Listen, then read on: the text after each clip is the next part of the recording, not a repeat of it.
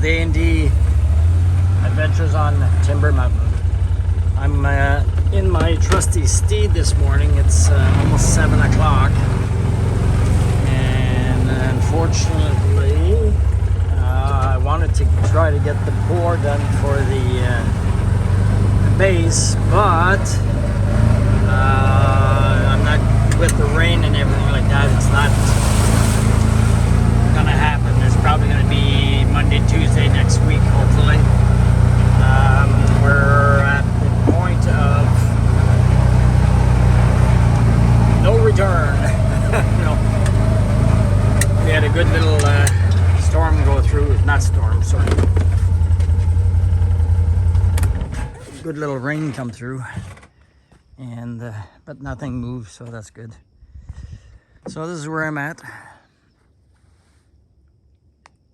The styrofoam is down, the wire mesh is down. The cement contractor suggested that I lift with blocks of pads here, so I'm going to cut 4x4 inch pads and put them under the wire mesh. But it's looking real good. Everything's pretty good here. I've done this length here tied to the side. I don't know if you can see it here, with wire mesh, and underneath that about 4 inches is rebar to solidify the whole sides of the building or contour of the building. The prowl is out there in front. I've tied everything up. I've got one side left, which is this side, to tie up, and then I proceed to the middle of the wire mesh and tie the wire mesh there. After that, I put in my blocks, and then I put in the pecs. Now the pecs I picked up yesterday. That was another issue that I had. I needed 19 coils of 100 feet, so that means 19 runs. It's pretty interesting how they pre-assemble them. Let's see if I can get them out here. There we go. So much for that bag. So what you do is you screw this to the to your block of wood, and you pass all your pecs up through that, so that when they pour, it doesn't damage the pecs. Very important. So this is where most of the pecs is going to come in, right in the middle of the building. Not quite in the middle there, but pretty close. So I'm just going to show you. I had to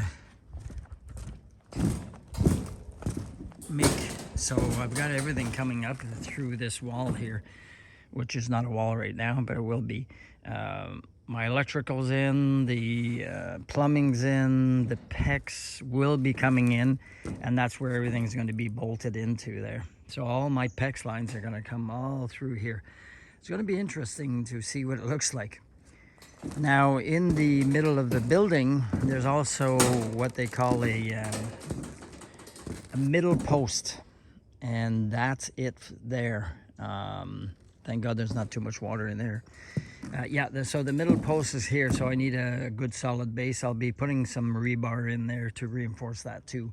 So technically I'll have almost 12 inches of cement pad underneath the center post, which will go approximately 20 feet high-ish. So we'll see how that goes. Like I said, this is my last wall that I've got to do.